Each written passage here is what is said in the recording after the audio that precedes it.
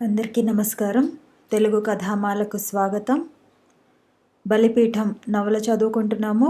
రాసిన వారు రంగనాయకమ్మ గారు. భాస్కర్ గాలి పీల్చుకుంటూ ఆ లోకంలోకి వెళ్ళిపోయినట్టే మిమ్మల్ని మీరు మర్చి చెప్పుకుపోయారే. మధ్యలో ఏది అడగటానికి కూడా ధైర్యం చాలలేదు. అసలు అవకాశం ఇస్తేనా అన్నాడు నవ్వుతూ. ఏం మీకేమైనా అనుమానాలున్నాయా? లేవులేండి. తర్వాత పరిస్థితులు చక్కబడగానే స్వదేశం వచ్చేశారు అంతేనా? దానికి మాత్రం ఎంత ఎదురు చూడాల్సి వచ్చిందని. మా నాన్నకు స్వదేశం వెళ్ళిపోవాలనే కోరిక ఎప్పుడో చల్లారిపోయింది. అక్కడ మనకు ఎవరున్నారు? ఈ దౌర్భాగ్యపు బతుకు బతకడానికి ఎక్కడైతేనేం అనేవాడు. కానీ మాకు మా ఊరు వెళ్ళిపోవాలనే కోరిక పిచ్చి ఎక్కేలా చేసింది. స్కూల్ పుస్తకాల్లో ఇండియా గురించి పాఠాలు చదివేవాళ్ళం. భారతదేశంలో ఎద్దుల బళ్ళు, వరి పొలాలు, రైతులు, అలా పాఠాల నిండా ఎన్నో బొమ్మలుండేవి. అవన్నీ చూస్తుంటే ఇవి మనవే, ఈ దేశంలోనే మనం పుట్టాం, అక్కడికి వెళ్ళిపోతే ఇటువంటి బళ్ళు ఎక్కి తిరగచ్చు అనుకుంటూ ముచ్చటపడేవాళ్ళం. మా కోసం స్వదేశంలో ఎవరో ఎదురు చూస్తున్నట్టు, ఎప్పుడు వెళ్ళి వాళ్ళకి కనిపిస్తామా అన్నట్టు ఉండేది. అదంతా మా సరదాయే కానీ మా నాన్న ఆ మాటే ఎత్తేవాడు కాదు. ఆలోచించి లక్ష్మీ అక్కయ్యని అడిగి మా ఊరు వివరాలన్నీ తెలుసుకొని రహస్యంగా మా పెదనాన్నకు ఉత్తరం రాశాను. ఆ ఉత్తరం రాయకుండా వచ్చి ఉంటే ఈనాడు మా పరిస్థితి చాలా మెరుగుగా ఉండేది అన్నాడు వేణుగోపాలరావు. ఇప్పుడు చెడిపోయామని ఎందుకు అనుకోవాలి? పోనిద్దు అనేసింది తార. జరిగిందేదో జరిగింది కానీ ఆ ఆస్తి మీకు వస్తుందనే అనుకుంటున్నాను అన్నాడు భాస్కర్. సరే, ఇంతవరకు తెలుసుకోగలిగింది ఒకటే, ఏది మనం ఆశించినట్టు జరగదు. అన్నింటినీ ఒక్కలా అనుభవించటం మాత్రమే మనం చేయగలిగింది. చివరికి మా పోరుతో మా నాన్న కూడా ఈ దేశం వచ్చేయడానికి ఒప్పుకున్నాడు. ప్రయాణ సౌకర్యాలన్నీ సక్రమంగా ఉన్నాయి కాబట్టి ఇండియా తేలిగ్గానే రాగలిగాం. ఊళ్ళోకి వచ్చేసరికి మాకు అంతా కొత్త. నాన్నని చూసిన వాళ్ళు విచిత్రంగా పలకరిస్తున్నారు. మీరు బతికి ఉన్నారటయ్యా అని విస్తుపోతున్నారు. ఊరంతా మా దగ్గర మూగిపోయారు. అత్తయ్య వచ్చి మమ్మల్ని చూసి ఏడవటం మొదలుపెట్టింది. మేమంతా చచ్చిపోయామని చెప్పాడట మా పెదనాన్న. ఆస్తి అంతా తను ఒక్కడే అనుభవించాలని పన్నిన పన్నాగం తెలుసుకుని ఊరు వాళ్ళంతా ఆయన్ని దుమ్మెత్తిపోశారు.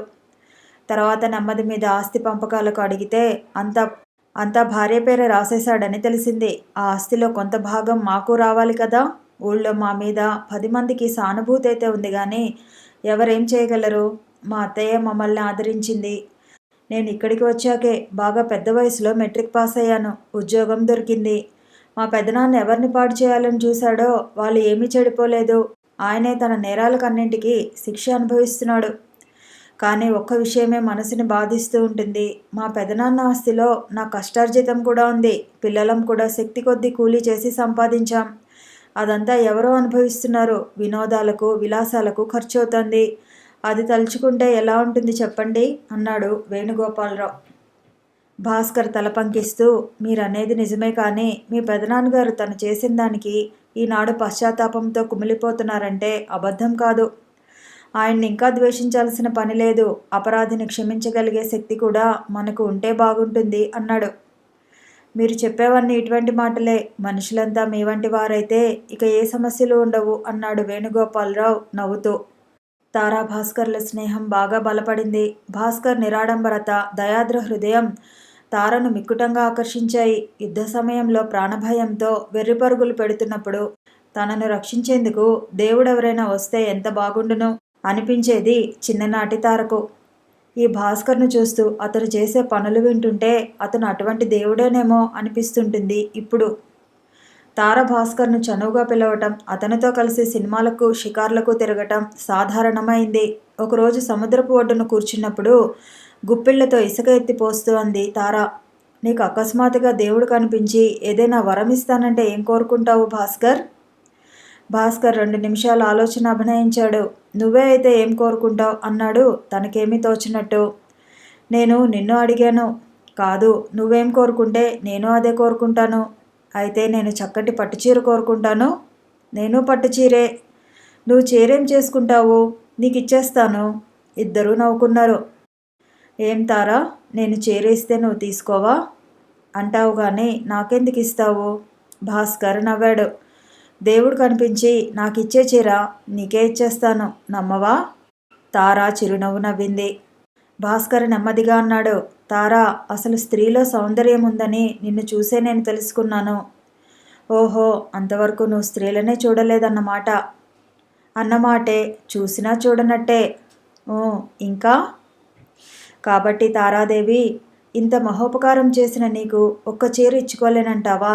దేవుడు కనిపించాడో ఒక పట్టు చీర, లేత నీలివర్ణం హంసల అంచుగలది సరాసరి నీకే పార్సెల్ చేసేయమంటాను, అంతే. తార నవ్వింది. నీ బహుమతి చాలా గొప్పగా ఉంది. తారతో మాట్లాడుతుంటే భాస్కర్కు ఇహలోకమే మరుపు వస్తుంది.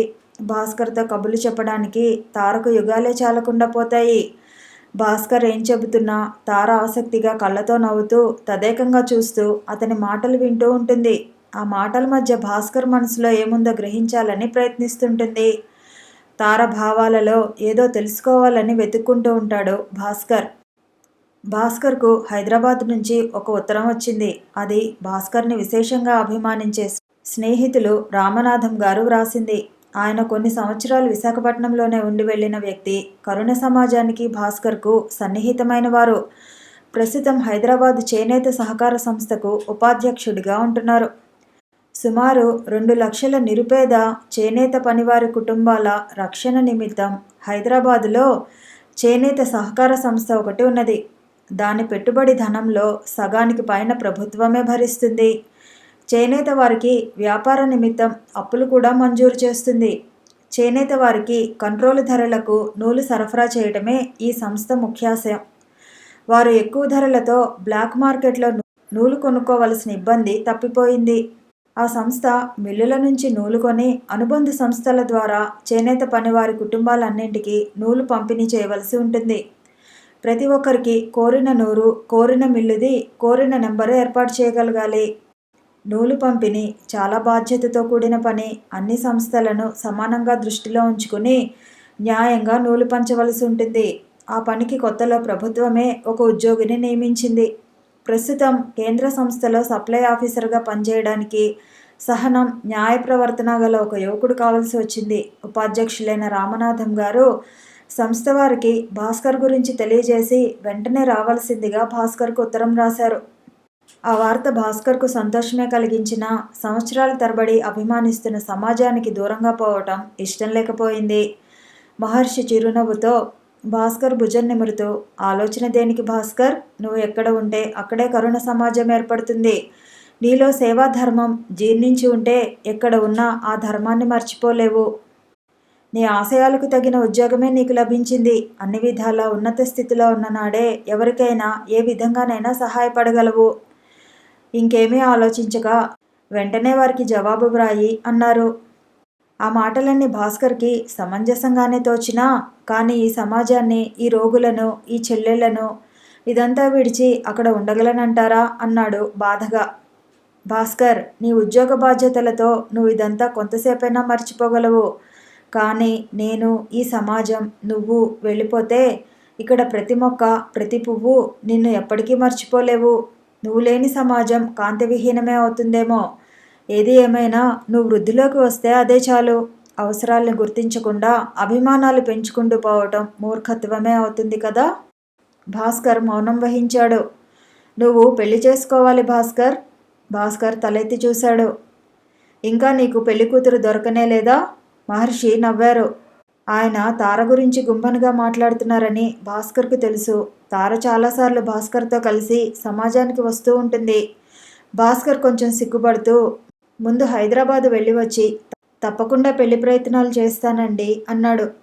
సంతోషం భాస్కర్, త్వరలో నీ పెళ్లి జరిగిపోని అన్నారు మహర్షి ప్రేమగా. తన జీవిత సహచరి తారేనని భాస్కర్కి ఏనాడో నిర్ణయమైపోయింది. ఆమె అనుమతి కోరడం మాత్రమే మిగిలిందని, ఆ అనుమతి తనకు తప్పకుండా లభిస్తుందని భాస్కర్కి నమ్మకమే. కానీ అప్పుడప్పుడు ఒక్క విషయంలో భాస్కర్కి చాలా అసంతృప్తి. తమ వివాహం పరస్పరం అనురాగంతో ఎంచుకున్నదే. అది కులాంతర వివాహం కూడా అయితే ఎంత బాగుండేది. ఇద్దరిది ఒకే కులం కాకుండా ఉంటే ఎంత బాగుండేది. కులాల కలయిక ఎంత ఉన్నతమైన సంగతి. దానికి అవకాశం లేకపోవడమే భాస్కర్కి కొంత అసంతృప్తి.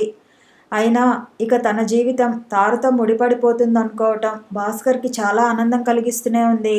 భాస్కర్ ప్రయాణానికి తార చాలా బాధపడింది. దాదాపు ఏడ్చినంత పని చేసింది.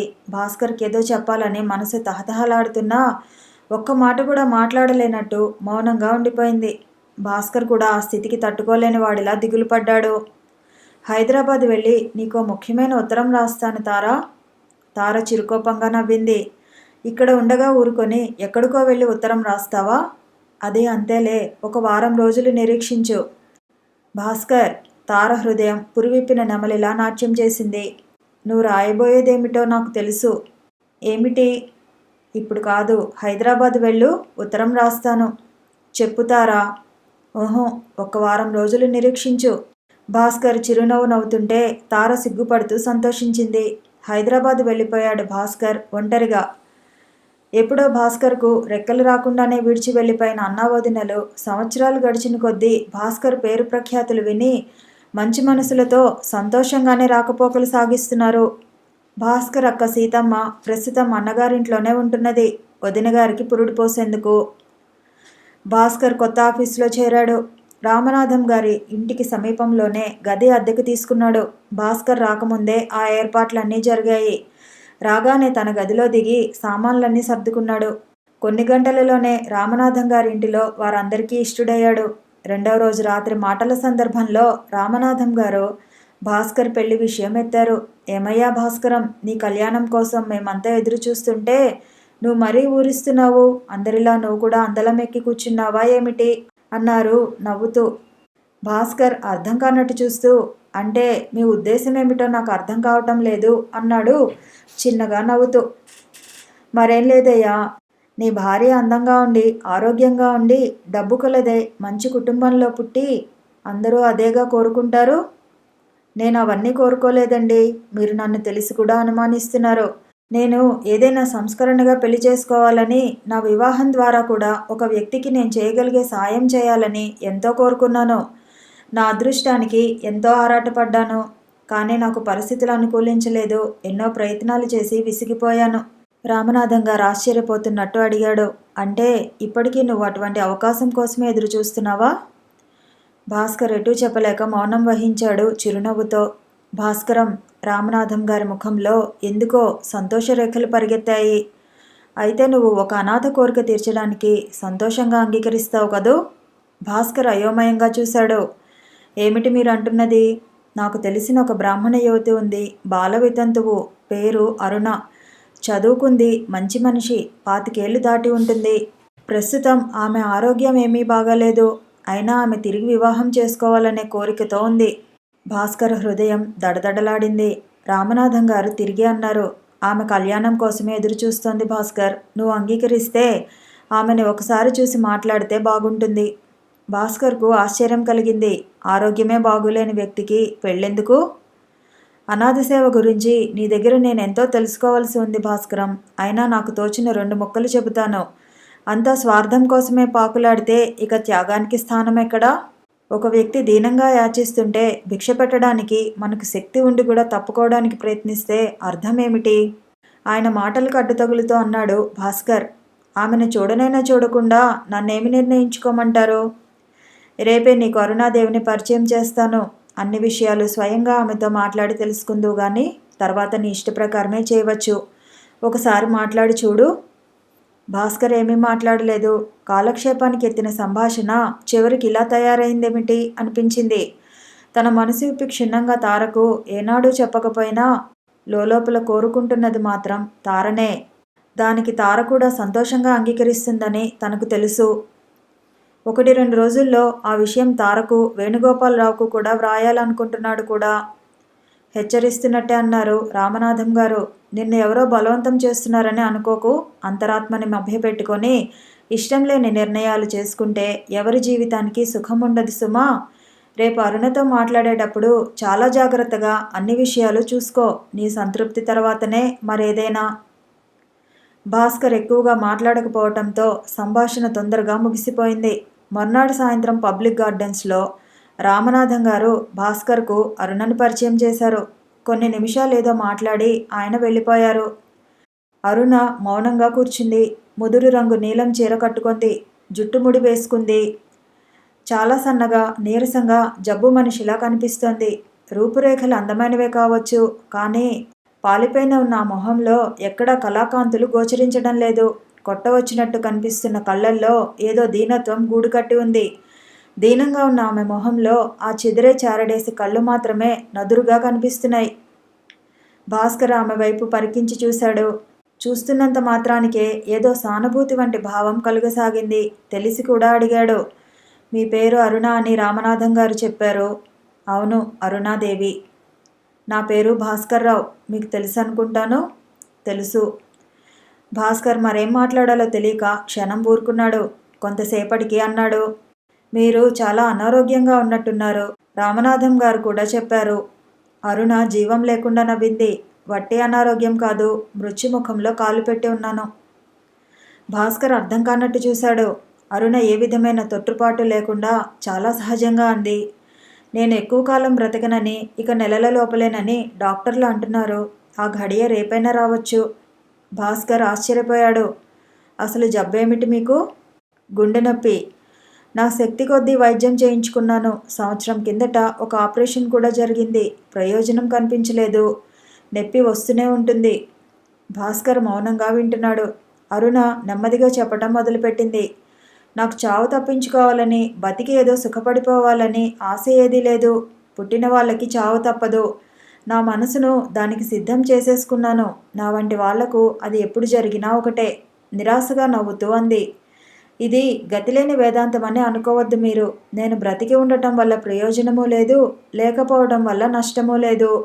నేను ఎవరిని అనాథలుగా చేసిపోవటం లేదు. నా కోసం ఆరాటపడేవాళ్ళు, నేను బ్రతకాలని తహతహలాడేవాళ్ళు ఎవరూ లేరు. మోడులా కాలం దొర్లిస్తున్న నాకు ఈ ప్రపంచంలో ఈ మనుషుల మధ్య ఉండటము లేకపోవడము ఒకటే. భాస్కర్ అరుణ మొహంలోకి దీర్ఘంగా చూడసాగాడు. అరుణ భాస్కర్నే సూటిగా చూస్తూ అంది. ఇటువంటి పరిస్థితుల్లో నాకు పెళ్ళి ఎందుకని ఆశ్చర్యం కలుగుతుంది మీకు. కానీ నేను చెప్పేది పూర్తిగా వింటే. కొంచెం ఆగింది. చెప్పండి, మీ గురించి తెలుసుకోవాలనే నేను ఇక్కడికి వచ్చాను. మీకు ఎవరూ లేరా? విపులంగా చెప్పమన్నట్టు చూశాడు భాస్కర్. అరుణ కొంతసేపు ఊరుకునే అంది. ఎవరూ లేరని ఎలా అనను? ఉన్నారు. అత్తయ్య, మామయ్య ఉన్నారు. కొంచెం దూరపు బంధువురాలు పిన్ని ఉంది. బాబాయ్ ఉన్నాడు. వాళ్ళకి పిల్లలున్నారు. బంధువులేగాక చాలామంది స్నేహితులు ఉన్నారు. కానీ నాకు కావలసిన వాళ్ళు లేరు. కావలసింది వీళ్ళు ఎవరూ కాదు. ఉదయం రామనాథం బాబాయి మీ గురించి చెప్తుంటే చాలా ఆశ్చర్యం వేసింది. నేను పిచ్చి పిచ్చిగా కోరుకున్నదేదో నెరవేరే సమయం వస్తుందని ఎలా అనుకోను? రాకూడదని కూడా నేనే అనుకుంటున్నాను. కానీ ఇప్పుడు నేను మీతో మాట్లాడుతున్నానంటే నా కోరిక ఇంత బలమైనదా అని నాకే ఆశ్చర్యం కలుగుతోంది. క్షమించాలి, మీ సంగతులు అదే చిన్నప్పటి వివాహం. భాస్కర్ అడగలేక మధ్యలోనే ఆగిపోయాడు. అది చెప్పాలనే నా ఉద్దేశం కూడా. నా చిన్నతనం అంతా రాయలసీమలో ఒక పల్లెటూళ్ళలో గడిచింది. నాకు ఊహ తెలిసేసరికే మా అమ్మ నాన్న పోయారు. మేనమామ గారింట్లోనే పెరిగాను. మామయ్యకు బ్రతుకు తెరువుకు లోటు లేకుండా ఆస్తి ఉండేది. ఉత్త ఆస్తే కాకుండా ఊళ్ళో పలుకుబడి కూడా ఉండేది. ఇంటి పాలేళ్లంతా భయభక్తులతో మొసలుతూ ఉండేవాళ్ళు. మా అత్తయ్య రంగురంగుల చీరలు కట్టుకొని, చక్కగా పువ్వులు పెట్టుకొని, బొట్టు గాజులు ఏదీ లోటు లేకుండా ముస్తాబు చేసుకునేది. నాకు మాత్రం తెల్లటి పరికిణి కట్టి నున్నగా తలదూవి ఊరుకునేది. బొట్టు పువ్వులు పెట్టుకొనిచ్చేది కాదు. నా తోటి పిల్లలంతా నాలా కాకుండా అన్నీ సింగారించుకొని ఆడుకోవడానికి వచ్చేవారు. ప్రతి పండుగకు కొత్త రకం గాజులు వేయించుకునేవారు.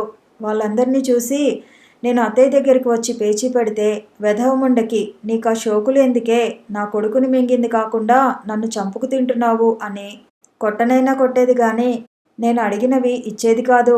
ఇప్పుడు అనిపిస్తుంది, పాపం అత్తయ్య మాత్రం ఏం చేయగలదు? సంఘపు కట్టుబాట్లు మీరటం ఆవిడ వశమా అనిపిస్తుంది. అవన్నీ ఆలోచించే జ్ఞానం అప్పుడే ఉంటే పండుగ పూట ఏడుస్తూ పస్తు పడుకునేదాన్ని కాదు. క్రమంగా నేనే అర్థం చేసుకున్నాను. ఆ బొట్టు, ఆ పువ్వులు, ఆ గాజులు అవన్నీ పవిత్రమైన మంగళ చిహ్నాలని, వాటితో నాకేమీ అవసరం లేదని. జుట్టు ముడి వేసుకుని తెల్లటి పరికిణి కట్టుకునే అలవాటుతోనే 16 సంవత్సరాలు గడిచాయి. ఆ సమయంలోనే అనుకోకుండా మేము ఊరు విడిచి దూరంగా వచ్చేయాల్సి వచ్చింది. దానికి కారణం చెప్పాలంటే చాలా ఉంది. మా మామయ్య నిత్యం దేవీ పూజ చేస్తుండేవాడు. అసలే బ్రాహ్మణ కుటుంబం, భక్తి ఎక్కువ. ఎప్పుడూ పూజలే. మంత్రోదకంతో వైద్యం కూడా చేసేవాడు. మామయ్యకు మంత్రాలు వచ్చని, మంత్రాలతో పిలిస్తే క్షుద్రదేవతలేవో వచ్చి ఆహారం తీసుకుపోతాయని చాలా చిత్రంగా మామయ్యను గురించి చెప్పుకుంటూ ఉండేవారు. కాషాయ రంగు బట్టలు కట్టుకొని, విభూది బొట్టు పెట్టుకొని, గుప్పెడు నువ్వులో మినుములో తీసుకొని మామయ్య రాత్రులు ఎక్కడికో వెళ్తుండే మాట మాత్రం అబద్ధం కాదు. దేవీ పూజలు, ఉత్సవాలు, జాతరలు చాలా పట్టుదలగా చేయించేవాడు. సన్యాసుల్ని, బైరాగుల్ని రోజుల తరబడి ఇంట్లో ఉంచుతుండేవాడు. పుత్రులు లేనిదే గతులు లేవని నమ్మేవారిలో మామయ్య ముఖ్యమైనవాడు. ఒక కొడుకు పుట్టాడట. శారదా బిల్లు అమలులో ఉన్నా కూడా రహస్యంగా మా ఇద్దరికీ పెళ్లి చేసేశారట. ఆ కొడుకు చచ్చిపోయాక మామయ్యకు మళ్ళీ పిల్లలు పుట్టలేదు. తనకు పిల్లలు కావాలనే కోరిక ఎంత మిక్కుటంగా ఉన్నా ఎవరి పిల్లనైనా చూస్తే అదో రకంగా ఈర్ష్యతో చిరాకు పడుతుండేవాడు. ఒకసారి దేవీ ఉత్సవాల సమయంలో ఆ ఊరి పూజారికి మావయ్యకు ఏదో గొడవ జరిగింది. మావయ్య చెప్పినట్టు పూజారి వినలేదు. 2 రోజులకు పూజారి కొడుకు రక్తం కక్కుకొని అకస్మాత్తుగా చచ్చిపోయాడు. మామయ్య ఏదో చేశాడని అనుకున్నారు ఊళ్ళో. నిజమేదో ఎవరికీ తెలియదు. కానీ ఇంత అపవాదు వచ్చిందేమో అని అత్తయ్య చాలా బాధపడేది.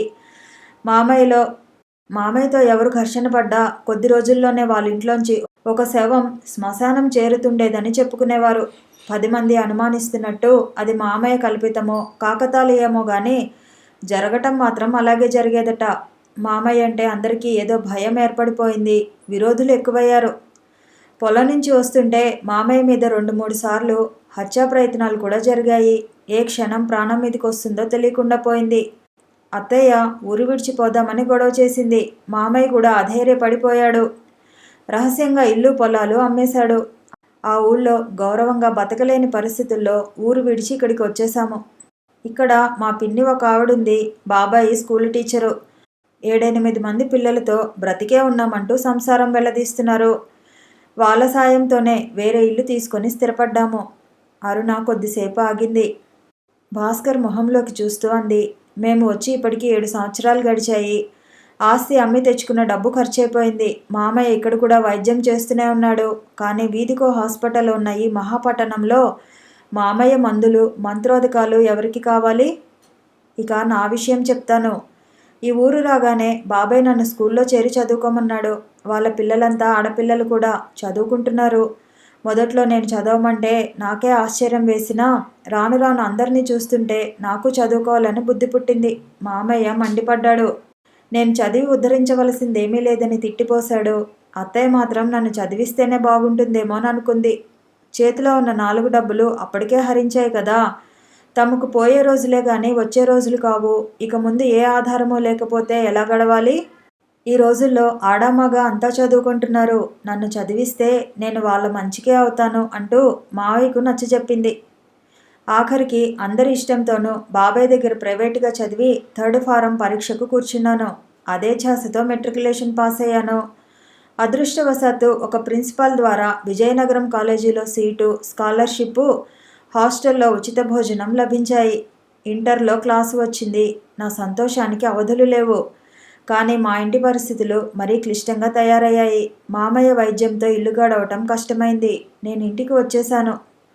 మొదట చదువుకున్న స్కూల్లోనే టీచర్గా ఉంటూ ఈవినింగ్ కాలేజీలో BAకి చదవటం ప్రారంభించాను. 1 సంవత్సరం గడిచింది. చిన్నతనం నుంచి నా ఆరోగ్యం అంతంత మాత్రమైనదే. ఎక్కువ శ్రమించడం వల్ల కాబోలు గుండె నొప్పి ప్రారంభమైంది. మొట్టమొదట్లో కొంచెంగా బాధ కలిగినా రాను రాను అది భరించడమే కష్టమైంది. ఉద్యోగానికి సెలవు పెట్టి వైద్యం చేయించుకున్నాను. ఒక ఆపరేషన్ కూడా అయింది. ఫలితం కనిపించలేదు. ఇంకా మంచి మంచి వైద్యాలు చేయించుకునే స్తోమత మాకు లేదు. ఆరోగ్యం పూర్తిగా పాడై ఉద్యోగం వదులుకోవాల్సి వచ్చింది. కాళ్ళు చేతులు దగ్గర పెట్టుకుని కూర్చుంటే పొట్ట ఎలా నిండుతుంది? కొన్ని నెలలు రేడియో అనౌన్సర్గా కూడా పనిచేశాను. అది మానుకోవాల్సి వచ్చింది. ఈ జబ్బుతో ఎప్పుడైనా ప్రమాదమే అన్నట్టుగా డాక్టర్లు చెప్పేశారు. వైద్యాలు విరమించుకున్నాను. ఆరోగ్యం లేదు, ఉద్యోగం లేదు, చదువు పూర్తి కాలేదు.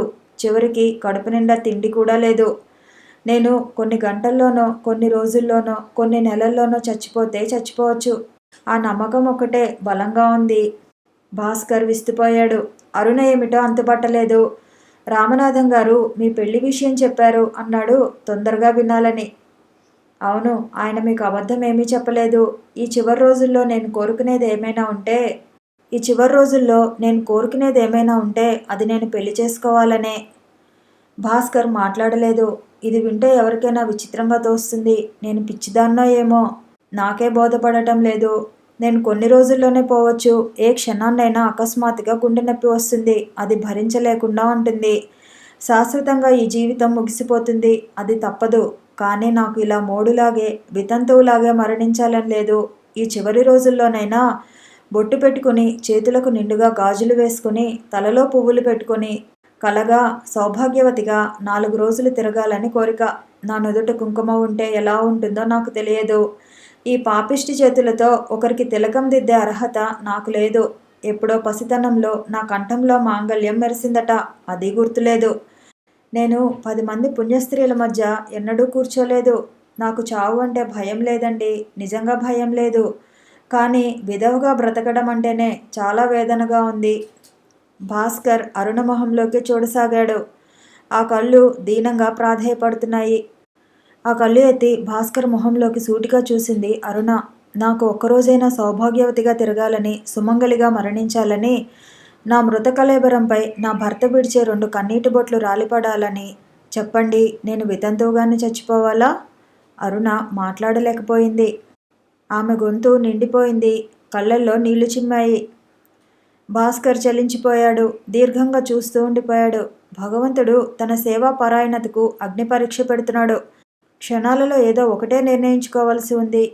క్షణాలలో ఏదో ఒకటే. తన కోసమే నిరీక్షించే తార. తనను దీనాతి దీనంగా ప్రార్థించే ఈమె అరుణ. భాస్కర్ హృదయంలో రేగుతున్న కల్లోలాన్ని సాధ్యమైనంత వరకు కప్పిపెట్టుకోవడానికే ప్రయత్నించాడు. అరుణ నెమ్మదిగా అంది, నన్ను క్షమించండి. ఇది దారుణమైన కోరిక, నాకు తెలుసు. కానీ ఈ పాపిష్టి మనసుని మార్చుకోలేకపోతున్నాను. ఈ చివరి కోరికను చంపుకోలేకపోతున్నాను. నా తృప్తి కోసం ఇంత అన్యాయం జరగాలని కోరుకుంటున్నాను. నన్ను మన్నించండి. కొంతసేపు నిశ్శబ్దంగా గడిచింది. భాస్కర్ చెమర్చిన అరుణ కళ్ళల్లోకి సూటిగా చూస్తూ దృఢంగా అన్నాడు, మనం పెళ్లి చేసుకుందాం అరుణ. అరుణ నిర్ఘాంతపోయింది. అవిశ్వాసంతో చూసింది. భాస్కర్ రెట్టిస్తున్నట్టు అన్నాడు, నిజం అరుణ. నేను నిన్ను సంతోషంగా పెళ్లి చేసుకుంటాను. నేను కూడా నీకు ఇష్టమైతే. అరుణ తలదించుకుంది. క్షమించండి, నా కన్నీళ్లతో మిమ్మల్ని బంధిస్తున్నానని అనుకోవద్దు. నా కోరిక విని కేవలం జాలితో మీరు ఈ సాహసానికి పూనుకోవద్దు. నా వేదన మీకు సమంజసమని తోస్తే, అది తీర్చాలని మీ హృదయం ఆరాటపడితే అప్పుడు చెప్పండి. అదే నేను కోరేది. లేదు అరుణ, భగవంతుడే నాకు ఈ అవకాశం కల్పిస్తున్నాడు. నేను ఒక నిస్సహాయరాలి చివరి కోరిక తీర్చగలిగితే ఈ జీవితమే ధన్యమవుతుంది. నా వల్ల మీరు సుఖపడేదేమీ ఉండదని మీకు తెలీదా? కొంతసేపు ఆగి అంది అరుణ. అది ఎవరికీ తెలీదు. ముందే జరిగేది తెలుసుకోగల శక్తి మనకు లేదు. బాధపడకు అరుణ. ఈ అమూల్యమైన అవకాశాన్ని నేను వదులుకోలేను. మీరు చాలా సాహసం చేస్తున్నారు. అది నీకోసం కాదు, నా కోసమే. అరుణ నమ్మలేనట్టు చూసింది. నేను బ్రతికినా అది నామమాత్రమే అవుతుంది. నాతో పాటు మీరు సంతోషాలకు, సౌఖ్యాలకు దూరం అవ్వాలని నా ఉద్దేశం కాదు. మీరు మరొక వివాహం చేసుకుంటే సంతోషంతో ఆమోదిస్తాను. నువ్వు పొరబడుతున్నావు అరుణ. నేను భోగాలాలసున్నని భావించకు. మనిషి సుఖపడాలని కాంక్షిస్తే అది భోగాలాలసత కాదు. కానీ సుఖమనే దానికి ఒక నిర్వచనం లేదు. అది ఒక్కొక్కరికి ఒక్కో రకంగా లభిస్తుంది. అరుణ మాట్లాడలేదు. చిరునవ్వు నవ్వింది. భాస్కర్ అన్నాడు, నా విషయాలన్నీ నీకు తెలుసు అనుకుంటాను. లేదు, మీరు వర్ణాంతరం అని విన్నాను. భాస్కర్ కొన్ని నిమిషాలు మౌనంగా ఉన్నాడు. నా కులాన్ని మరుగుపరుచుకోవాలని నా అభిప్రాయం కాదు. నేను హరిజనుణ్ణి. అరుణ తొట్రుపడింది. తట్టుకోవడానికే ప్రయత్నించింది. భాస్కర్ అన్నాడు, నా గురించి ఎక్కువ చెప్పుకోలేను కానీ ఇక్కడ అవసరమైనంత వరకు చెప్పక తప్పదు.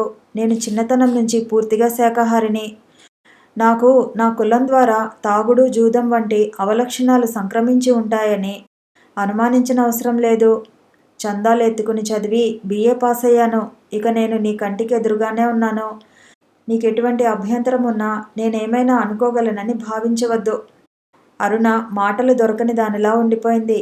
భాస్కర్ తిరిగి అన్నాడు, ఈ పరిస్థితిలో నేను కులాల గురించి, మానవుల గురించి ఉపన్యాసం ఇవ్వను.